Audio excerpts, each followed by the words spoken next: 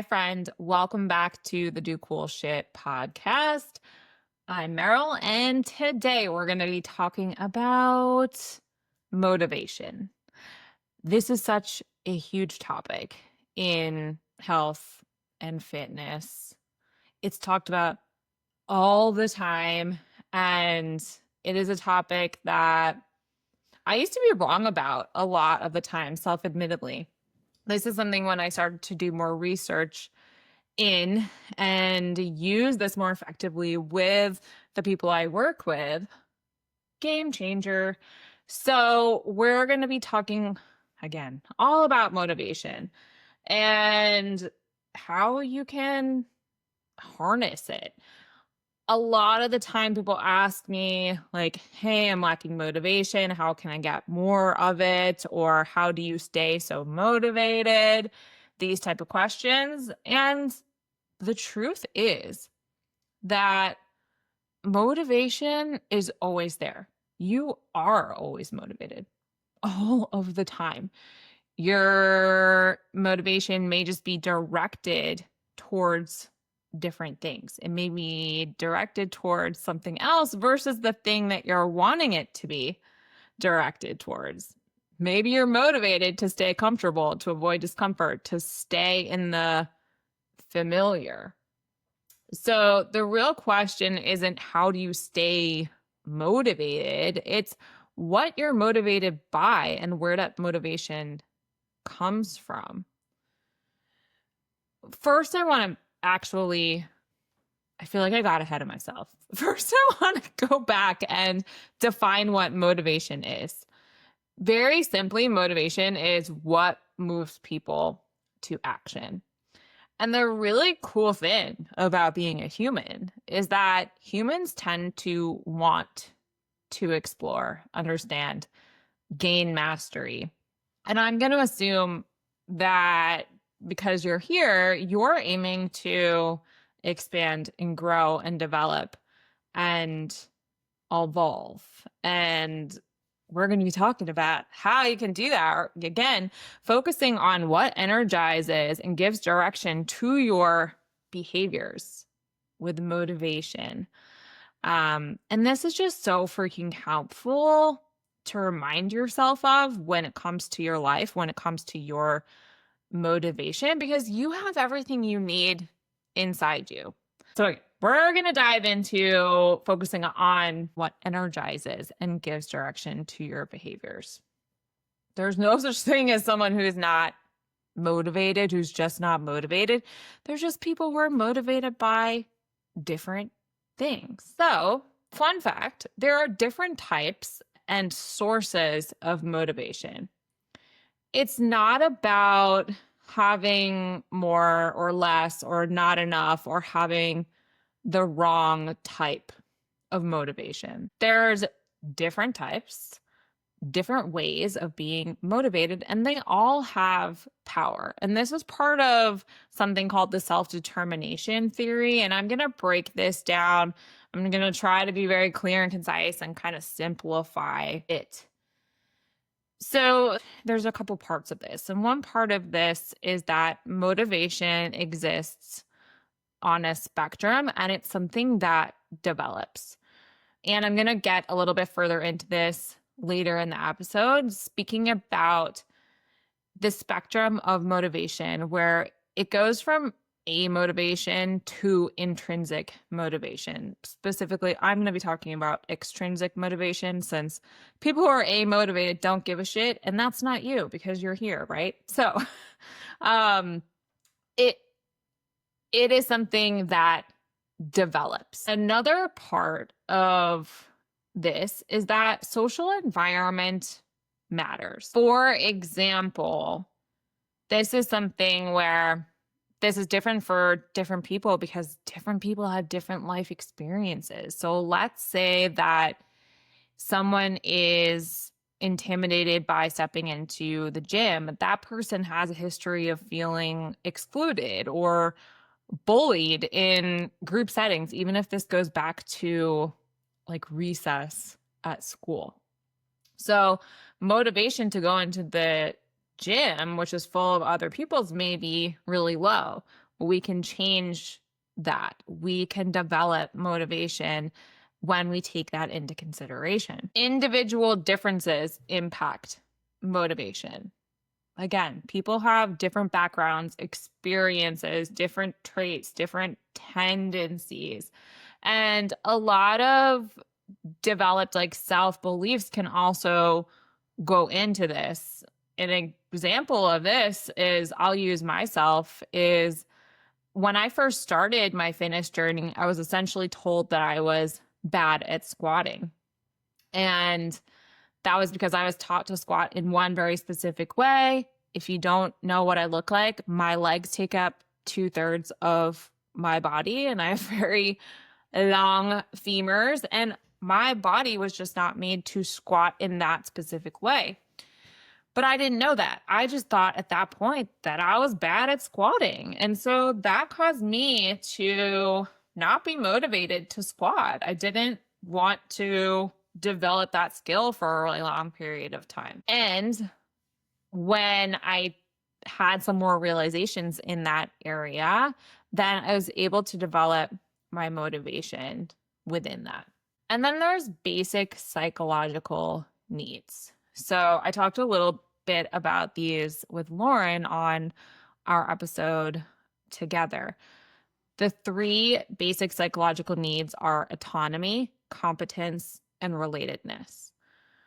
Autonomy essentially means that we're in the driver's seat. We are motivated by knowing that we're in control of ourselves, our choices. Competence is having mastery and demonstrating that. So when you feel competent, you're motivated to do things that you feel capable of doing. And alternatively, you may avoid doing things where you look incompetent or look embarrassed. Again, back to that squat example that I said, or that gym example that I said. Why would you avoid doing those things? Because there's maybe motivation to not be embarrassed or feel incompetent. And then relatedness is essentially connection. It's part of something. It means that you matter and what you're doing matters to others, and that you're not alone. Now, a big thing, especially in the basic psychological needs, that I see as a roadblock when it comes to people's health and fitness journey is that they're either often being told exactly what to do by certain coaches or programs, or they're searching to be told exactly what to do because they want to feel competent. Or again, when it comes to motivation, you don't want to feel certain ways. You're motivated to not feel certain ways. And that may feel really good in the beginning. However, those people are always feeling like they're lacking motivation, and they can't do the things. They're lacking follow through because they don't actually have the skills. They haven't had time building these skills and cannot harness motivation, haven't moved themselves along the spectrum of motivation, which we're going to talk about in a bit. So motivation really for those people stays externalized versus alternatively, which hopefully by the end of the episode here, you're going to be in a place where you know that motivation develops and you're working on internalizing it. So that's where habits and behaviors just become really sticky. That's when these needs are met, you kind of are in a place where magic happens. So that spectrum that I just mentioned, the motivation spectrum, where it goes from amotivation to intrinsic motivation. Again, I'm not even going to talk about amotivation because that's kind of not relevant right here. So we're going to start at extrinsic motivation. And I'm going to emphasize this as I continue to speak, but none of these things are bad. They're not inherently bad. Remember, there's no bad types of motivation, right or wrong. These are all parts of helpful aspects. We also have a goal where we want to move people, like as a coach, I always want to move people along the spectrum, especially when it comes to their health and their fitness, into the end of the spectrum, into intrinsic motivation. So let's go over briefly what these things are. Extrinsic motivation is like this external reward. It essentially means that the activity you're doing is a means to an end. So you're driven, you're motivated by something like money or social approval or specific outcome goals. You're working out in order to be a size 6 or in order to lose 20 pounds. You make a meal with chicken and vegetables versus ordering out a burger and fries so you can look a certain way at your high school reunion. You're exercising for Instagram likes. It is a means to an end. Again, not a bad thing. It totally works. It gets people going. Just staying here for everything, again, makes habits and behaviors harder to do. And usually people kind of fall off because they don't have that initial high motivation and they haven't built the skills and tools that help them to keep going and be more disciplined, which can't wait to talk about that with you later. So on the other end of the spectrum, there's intrinsic motivation. And this is 100% autonomous. So what this means is that the reward is the activity itself. You get enjoyment from doing the thing. You feel pure satisfaction. You feel badass maybe for doing the thing. You know, you deadlift because you love the feeling of completing lifting that heavy ass weight. And this motivation is, again, like the ultimate, because it really creates sustainability because all that motivation is coming from within you. And again, this is something that's kind of rare in a general sense in the health and fitness world. However, when I work with people, and why this episode is being made is because I want to help people move towards this. So then there's a bunch of middle ground areas along the spectrum. Again, growth. This is where growth happens. We want to move along the spectrum, and this takes time. So after extrinsic, there's introduced regulation. This is something where sometimes we see guilt and shame-based motivation here. Like you go for a run because you overate the day before, or you go to the gym because you feel guilty if you don't.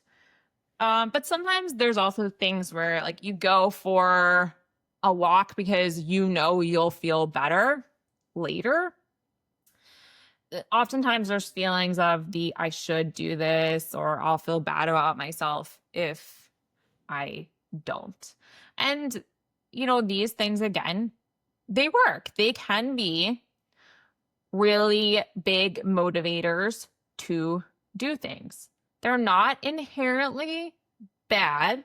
We just don't want to stay here. They're not going to work long term. We know that operating out of shame and guilt is never going to lead to you loving doing those behaviors or loving yourself. After that is identified regulation. This is really like a value-based motivation. So, you know, maybe you don't love going to the gym, but you know the value and the benefits of doing that. Or you don't love cooking at home, but you do it even though you don't enjoy it because you value the health benefits of this. So you have this thought of, I don't love this, but I believe that it is important. And the power here is you're really moving along where you've connected to the activity. It's something that you care a little bit more deeply about and more deeply about, like in an internal, big overarching level. And this is something, again, you're moving along, you're developing motivation. And then we're moving, I would call these the gold star areas where we want to move people towards. We want to move towards these areas to identified, integrated regulation, and intrinsic motivation.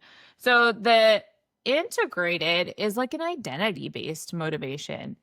You go lift weights because you're someone who lifts weights. You eat well because you're someone who is healthy. It's part of who you are. You act these ways because it aligns with your values. It aligns with your morals. It's part of your identity. It's part of your personality. And that is why it becomes really sustainable. And there's power in demonstrating these skills. It feels really good and it reinforces who you are. So again, motivation exists on a spectrum, and none of these things are bad, and they all can lead into each other. That's kind of the goal. Motivation develops over time and through practice. It's not about finding it. It's not a lost puppy. It's about nurturing it and developing it. So a really great example that I love that demonstrates going from extrinsic motivation to intrinsic motivation is thinking about brushing your teeth. When you were a kid, or maybe you have kids and you're teaching your kids how to brush their teeth, it is something that is so hard to do in the beginning. You brush your teeth, or your kids brush your teeth, because there's praise involved. There's rewards. You get treats for it. Maybe you're avoiding getting in trouble. You only do it kind of as a means to an end in the beginning. But as an adult, hopefully at least, you brush your teeth because you feel gross if you don't. It's just what you do. You're someone who has good oral hygiene.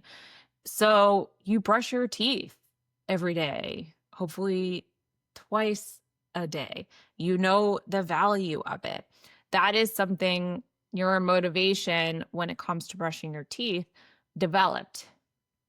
So this is a really good example to remember and compare to or draw parallels to your health and fitness journey. Remembering that a lot of things can start in that external motivation end of the spectrum and become internalized over time as you continue to work through them, do the work, go through the process. And then I want to talk a little bit about motivation and how it can kind of change, where sometimes there's this honeymoon phase with motivation where people start something new. You start a new program for your health and fitness, and you're super, super excited. There's a lot of opportunity ahead. There's a lot of possibilities on the horizon. You're thinking about all the things that you want, and you know that you doing this is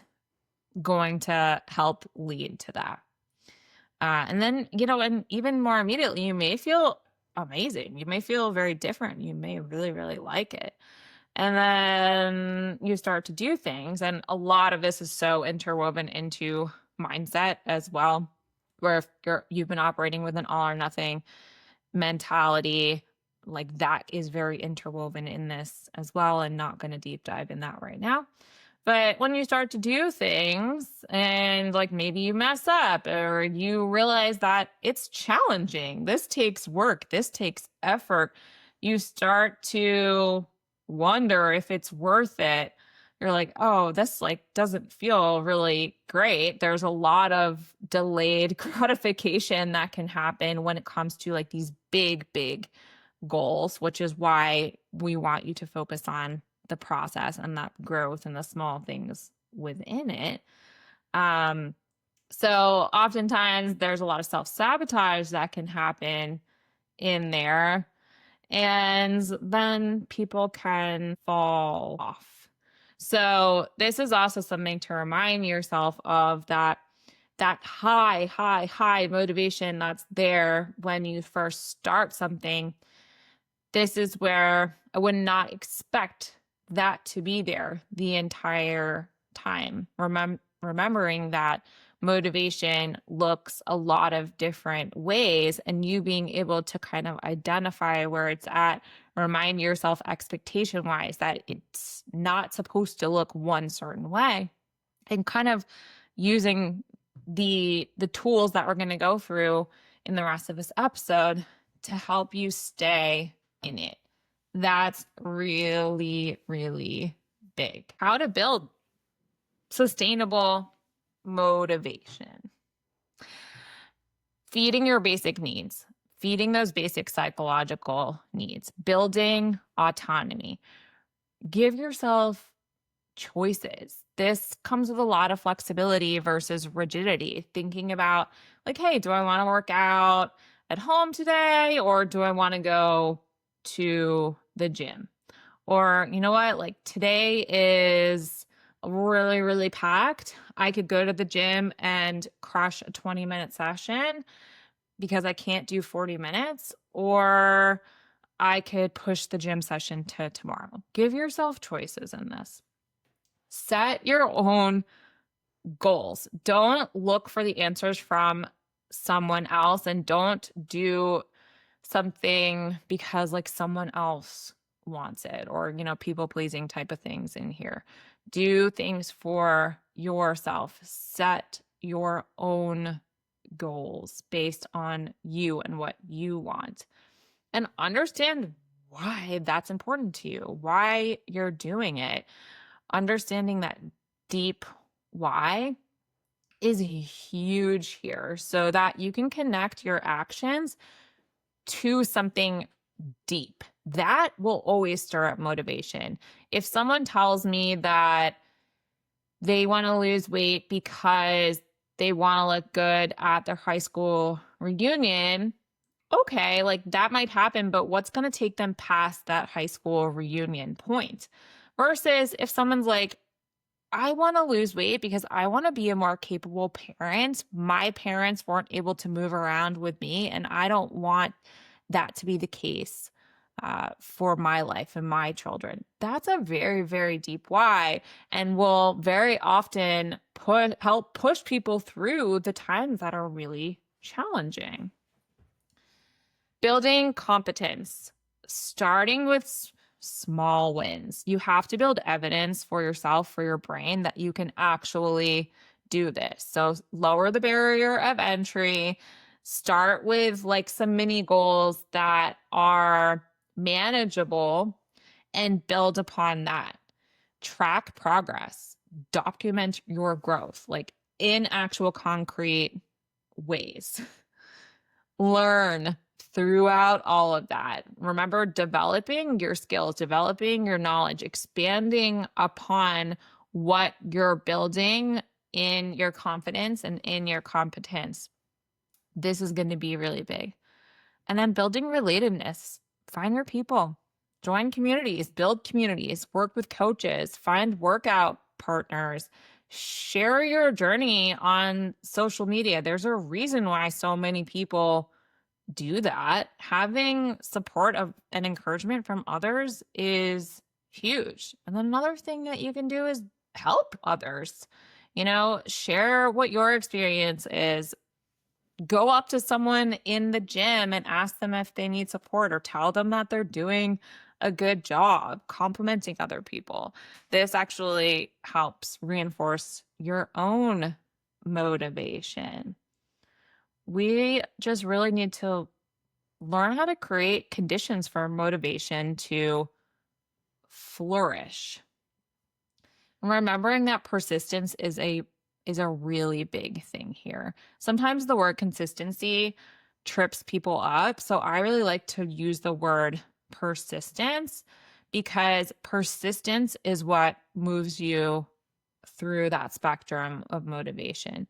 You can't learn that you feel good when you go to the gym if you skip going to the gym consistently and stay in that familiar comfort zone. So persistence in building those small things over and over and over again, doing the things that feel uncomfortable, that are new, that are a little bit scary. You're building evidence that you're someone who can do that shit.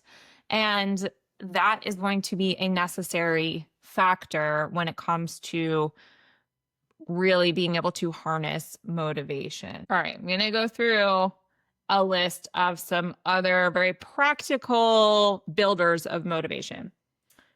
Celebrate yourself for what you did and the growth that you've experienced. This is so freaking hard for so many people to do, especially because I see a lot of people comparing to the perfect. It wasn't perfect, but cut that shit out. All right. Focus on the effort, focus on the progress, not just the outcomes.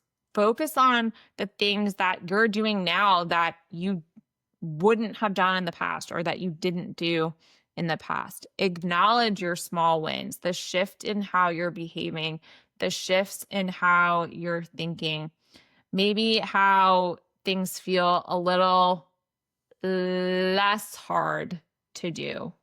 Focus on the improvements. Really celebrate yourself in these areas and stop comparing to perfect or optimal or whatnot. Recognize how it feels. How does it feel in your body, in your mind after you go to the gym, especially when you didn't want to? Notice the things that it's like, oh, you know what? This feels really good in my mind. Like I have a lot more mental clarity when I do that. I actually have a lot more energy.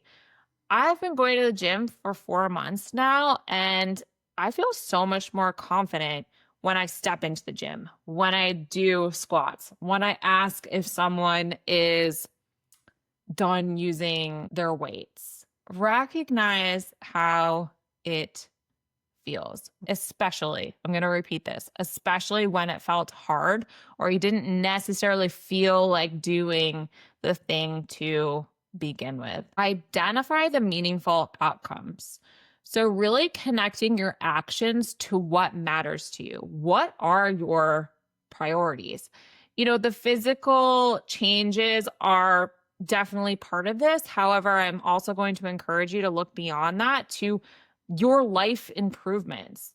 How does going to the gym change your body, but also change how you show up in life, at your job, as a family member? Connect your actions to what matters to you.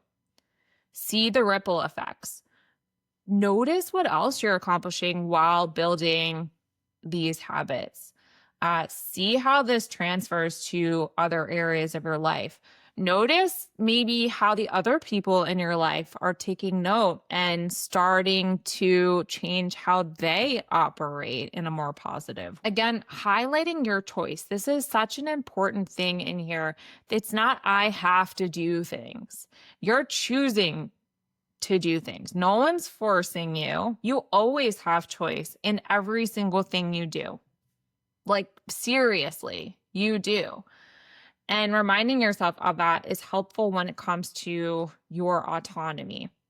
So you knowing that, hey, I'm choosing to do this. I'm choosing to do this, even, especially I would say when it feels really hard or the thoughts of I don't want to do this anymore. I'm choosing to do this. And I always have a choice. I can always change my mind. And when there are choices made, good, bad, indifferent, whatever, own that shit and the reasons behind them. This helps when it comes to your autonomy, when it comes to your self-trust, when it comes to your competence. Look for what's becoming more normal for you. Very likely on your journey, there's going to be behaviors that used to feel hard that now feel a little bit more automatic, or you just do them. Or, I mean, even in the gym, like look at the weights that you're using. This is a very, very tangible way to do this.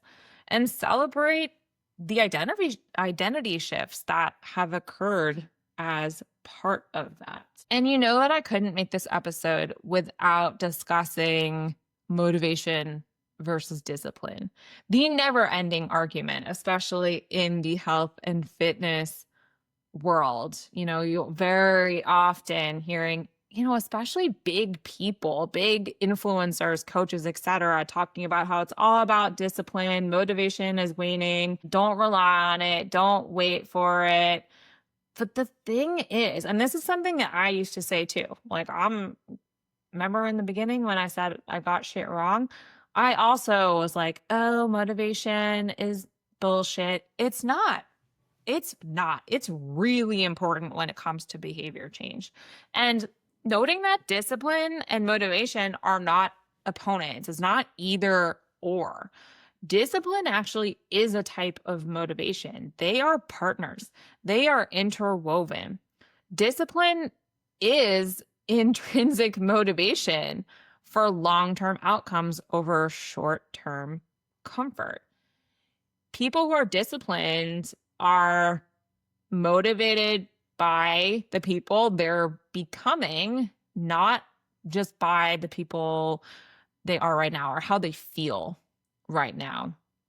So the big choice in here, the autonomy, every act of discipline is choosing future you, choosing what supports future you over present discomfort. People who are disciplined get out of bed to work out because they're driven to better themselves so much that they choose discomfort. It's not that they don't feel comfortable. It's not that they don't have a thought of, I could just stay in bed and it's warm and it's cozy here and I could press the snooze button. That's not the reality. The reality of disciplined people is that what matters to them more is the act of getting out of bed and working out because of what's attached to that. It matters more than staying comfortable in bed. Discipline is not the absence of motivation. It's motivation that's focused on your future self instead of your current feelings. They work together. Motivation gets you excited about the possibility. It provides that initial energy to start. It reconnects you to your deeper why when things start to feel hard or when things are challenging. Discipline helps build that bridge in the gap between wanting and doing. It shows up when that immediate motivation is low. It creates the systems that make motivation easier to access. Internal motivation and discipline are together there. So we're going to work them together. And your do cool shit mission in the next week or challenge or whatever I've been calling this, encouraging you to do like a little audit of what your current motivation is. What are you motivated by? Make a list, brain dump it out. What type of motivation are you operating from right now in certain specific areas of your life? Which basic psychological needs are being met or are not being met? Where can you develop and shift yourself along that spectrum of motivation? Some daily practices to also help you here is asking yourself in the morning, what am I choosing today and why does it matter to me? Give yourself a guiding light as you go through the day. If you're in a challenge, ask yourself, how is this helping me become who I want to be? Or how is this helping me develop the skills that I want to have? At night, ask, what evidence did I create today that I'm capable of growth? Remember to build your foundation when it comes to those basic needs, your autonomy, your competence, your relatedness. Make one choice about your health and fitness that's truly yours.